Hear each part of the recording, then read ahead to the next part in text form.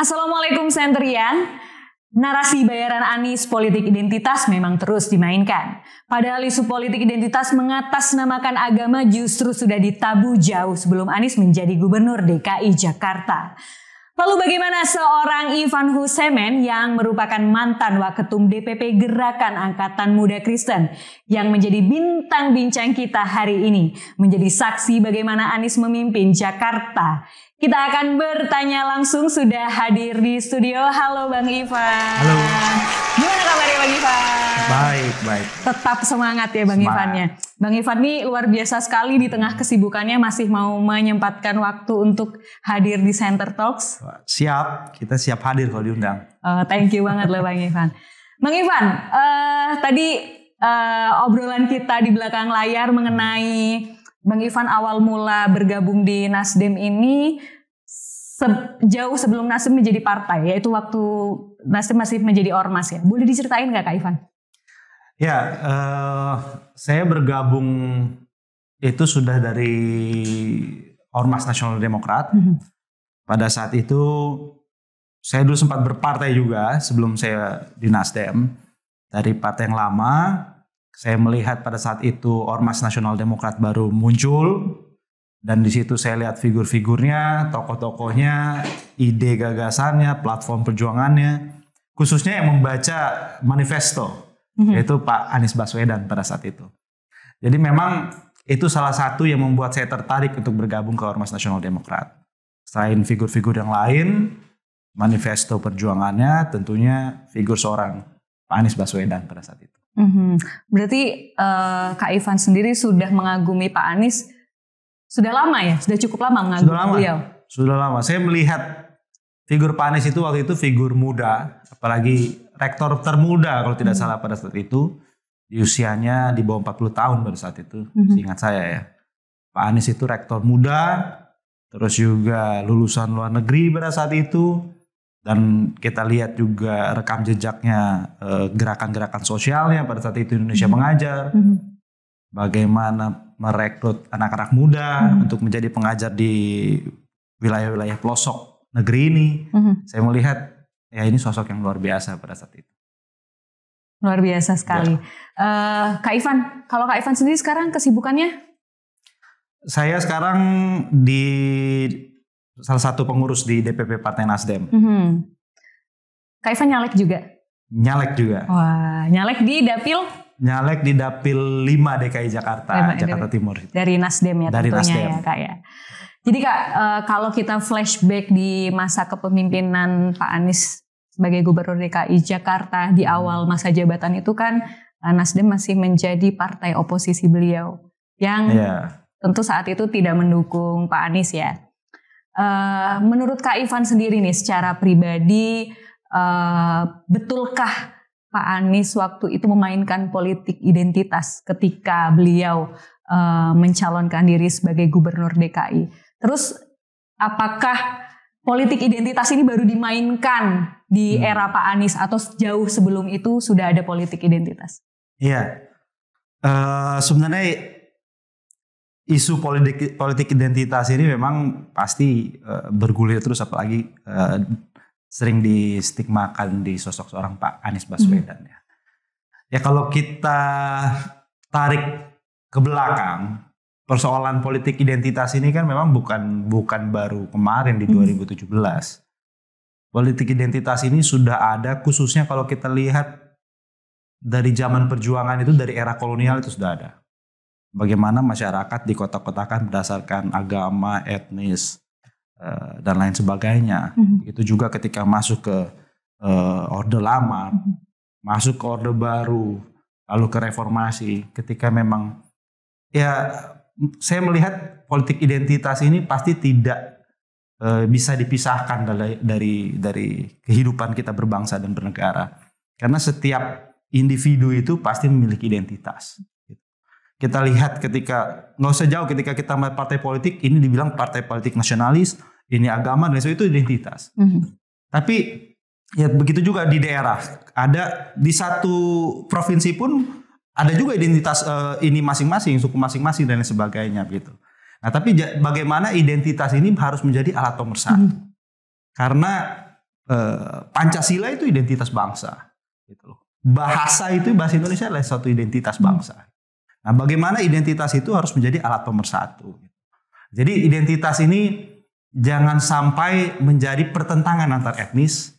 Identitas ini jangan memunculkan semangat intoleransi. Identitas itu juga jangan menjadi alasan orang untuk melakukan tindak-tindak kekerasan. Jadi saya melihat kalau pada saat Pilkada 2017 kemarin, saya melihat memang kita tidak bisa memilih orang yang mendukung kita, gitu ya. Kalau kita memilih orang, sama ketika kita suka dengan seseorang, ya itu dari kitanya. Tapi kita tidak bisa membatasi orang suka sama kita. Gitu. Ketika ada kelompok-kelompok pada saat itu pendukung yang memang melakukan hal-hal mungkin di luar daripada jangkauan kita, itu hal-hal yang mungkin tidak bisa kita tidak bisa satu-satu di luar jangkauan kita, gitu. Tapi bagaimana melihat sosok pemimpin yang didukungnya, gitu. Apa yang dilakukan? Kita sempat tahu pada saat itu ada kelompok-kelompok yang mengatakan tidak untuk sholat jenazah kalau pada saat itu. Tapi Pak Anies menyampaikan pada saat itu pada relawannya justru menginstruksikan untuk kalau ada warga yang tidak mensolati jenazah pada saat itu, relawannya harus bergerak untuk segera mengambil tindakan dan mensolati jenazah itu. Itu kan bagian dari seorang pemimpin pada saat itu. Pak Anies justru menginstruksikan relawannya untuk jangan melakukan itu, gitu loh. Jangan melakukan hal-hal seperti yang dilakukan oleh kelompok-kelompok yang memunculkan isu itu, gitu. Jadi itu bagian dari tindakan yang dilakukan Pak Anies untuk secara nyata menentang gerakan-gerakan kelompok-kelompok itu, gitu. Jadi dan itu semua terjawab ketika Pak Anies menjadi menjabat Gubernur DKI Jakarta. Gitu. Kalau menurut Kak Ivan sendiri, selama Pak Anies menjabat sebagai Gubernur DKI Jakarta, bagaimana ketika beliau memimpin DKI merangkul semua umat beragama? Kak Ivan, menurut pandangan Kak Ivan? Ya, Pak Anies kan saya melihat ya, walaupun saya pada saat itu bukan di bagian pendukung karena berbeda dukungan. Saya melihat pernyataan Pak Anies pada saat itu bagaimana keinginan Pak Anies untuk menyatukan kelompok-kelompok yang pada saat itu terpisah akibat dukung-mendukung pada saat Pilgub. Dan kenyataannya memang itu dilakukan. Memang prosesnya memang tidak instan seperti membalikkan telapak tangan. Tapi dari niatan yang disampaikan pada saat terpilih dan pada saat dia sudah menjalani menjabat sebagai gubernur, Pak Anies melakukan itu. Bagaimana dia merangkul semua kelompok-kelompok agama yang ada di Jakarta khususnya. Ya salah satunya ya dengan memberikan BOT itu bantuan untuk tempat ibadah itu, operasional tempat ibadah. Bagaimana kita tahu Pak Anies ini kan ingin membuat kesetaraan buat semua pemeluk agama, gitu kan. Jadi bagaimana Jakarta ini menjadi rumah buat semua umat beragama. Nah itu salah satunya. Bagaimana kita tahu bahwa umat beragama Hindu kalau tidak salah pada saat itu yang belum memiliki tempat ibadah seperti kuil ya. Nah itu dibuat pada saat era Pak Anies. Dan juga tempat kremasi untuk umat Hindu pada saat itu. Jadi bagaimana itu adalah salah satu contoh bagaimana Pak Anies memang ingin membuat kesetaraan bagi semua pemeluk agama.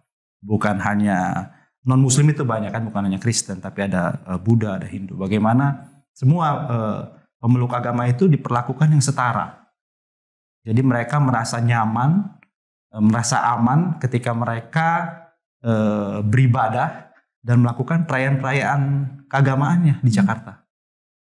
Jadi selama Pak Anies menjabat nih Kak, kebijakan beliau yang paling berkesan terkait dengan antar umat beragama, menurut Kak Ivan apa kebijakan yang paling berkesan? Ya salah satunya itu ya, bagaimana kan yang jadi permasalahan di Indonesia ini adalah mendirikan tempat ibadah biasanya. Kita lihat di beberapa wilayah yang baru terdengar kemarin adalah Jawa Barat. Tapi di DKI Jakarta relatif kalau kita lihat di 2016 itu, kalau saya tidak salah itu, Setara Institut itu menyampaikan bahwa tingkat intoleransi di DKI Jakarta cukup tinggi.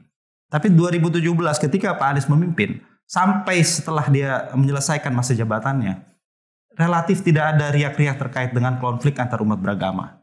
Itu membuktikan bagaimana dialog itu diutamakan sebagai salah satu cara solusi untuk mengatasi persoalan intoleransi di DKI Jakarta. Pak Anies mengutamakan dialog, bagaimana melakukan dialog dengan semua umat beragama, apapun itu.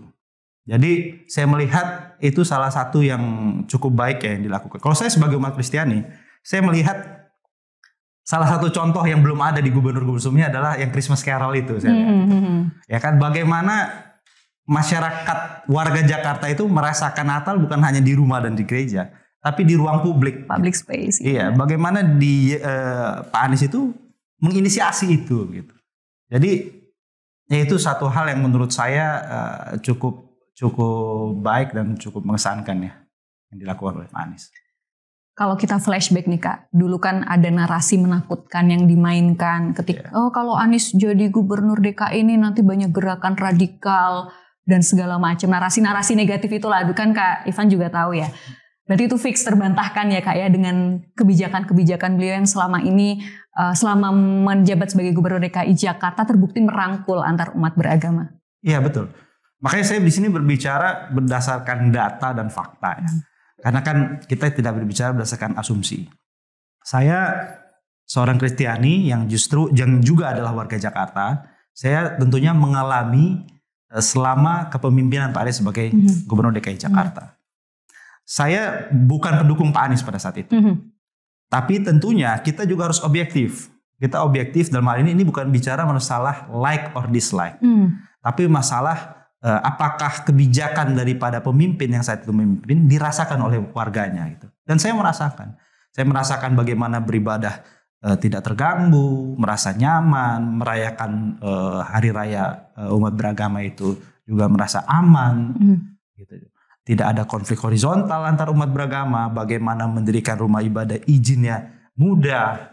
Ya tentunya harus sesuai dengan prosedur, tapi tidak sulit gitu. Jadi itu adalah hal-hal yang dirasakan dan data yang memang fakta yang terjadi ketika Pak Anies memimpin DKI Jakarta. Berarti tagline Pak Anies maju kotanya bahagia warganya terrealisasi ya Kak ya? Menurut saya terrealisasi. Terus Kak tadi ngomongin soal BOTI, bantuan operasional tempat ibadah dan diizinkannya merayakan hari besar umat Kristiani di public area yang waktu itu didukung penuh oleh Pak Anies. Itu sudah sesuai harapan teman-teman umat Kristiani belum Kak? Yang diharapkan selama ini mungkin sebelum-sebelumnya belum pernah dan di era Pak Anies itu bisa terrealisasi. Apakah itu sudah sesuai dengan keinginan umat Kristiani Kak? Ya menurut saya ini bukan hanya untuk umat Kristiani ya, untuk semua umat beragama. Bagaimana pasti semua umat beragama itu ingin aman, nyaman melakukan ibadahnya, melakukan hari-hari besar keagamaannya. Ya sebagai negara demokrasi Indonesia tentunya, bukan hanya di Jakarta, itu adalah hal menurut saya hak beribadah itu dijamin oleh undang-undang. Gitu. Nah, bagaimana itu merupakan perintah undang-undang dasar juga. Gitu. Perintah konstitusi, bagaimana semua warga negara berhak untuk menjalankan ibadahnya masing-masing. Dan itu dilakukan di Jakarta oleh Pak Anies. Bagaimana Pak Anies memberikan keamanan, kenyamanan bagi semua warga DKI Jakarta untuk beribadah menurut agama dan kepercayaannya. Jadi Pak Anies pertama itu memang keinginan semua warga DKI Jakarta, warga negara Indonesia khususnya. Tapi Pak Anies melakukan itu sesuai dengan konstitusi. Jadi ya tentunya harapan kita semua bahwa semua masyarakat DKI Jakarta siapapun itu memiliki hak untuk beribadah menurut agama dan kepercayaannya masing-masing. Dan itu diberikan ketika Pak Anies menjabat sebagai warga DKI Jakarta. Kak Ivan sendiri ketemu dengan Pak Anies pertama kali, itu kapan Kak? Waktu di Ormas Nasional Demokrat. Oke. Terus waktu pas pertama ketemu Kak, first impression-nya apa Kak? Dengan banyaknya pemberitaan yang sangat tendensius selama ini kan banyak berita-berita negatif terkait Bapak. Terus first impression waktu ketemu Bapak gimana tuh Kak? Waktu first impression itu kan sebelum riak-riak Pilkada DKI Jakarta ya. Oke. Waktu first impression karena memang saya ngefans sekali dengan Pak Anies pada saat itu. Jadi saya melihat ya ini figur muda, intelektual yang saya lihat juga gerakan-gerakan sosial yang menginspirasi anak-anak muda pada saat itu. Jadi saya merasa sangat senang ya pada saat bertemu Pak Anies untuk pertama kali gitu. Pada saat itu. Waktu itu interaksinya gimana Kak pertama kali Kak? Boleh di pada saat itu cuman ngobrol biasa, belum nggak ngobrol biasa dan salaman. Dan pada saat itu mungkin Pak Anies juga nggak ingat saya gitu. Jadi pada saat itu saya ketika ketemu dan kebetulan saya ngefans pada saat itu, jadi saya terpuaskan ketika bertemu dan bicara walaupun hanya pada saat itu biasa, obrolan biasa dan salaman dan foto gitu kan. Oke. Tapi setelah itu selanjutnya sering ketemu ya Kak ya? Selanjutnya karena pada saat itu kan banyak dinamika politik yang terjadi ya. Pak Anies juga ikut konvensi Demokrat dan pada saat itu Ormas Nasional Demokrat menjadi partai dan memang relatif ya tidak jarang bertemu lah. Waktu itu mulai bertemu lagi pada saat ya setelah Nasdem mendukung Pak Anies. Mendeklarasikan mengusung Pak Anies sebagai capres ya. Betul.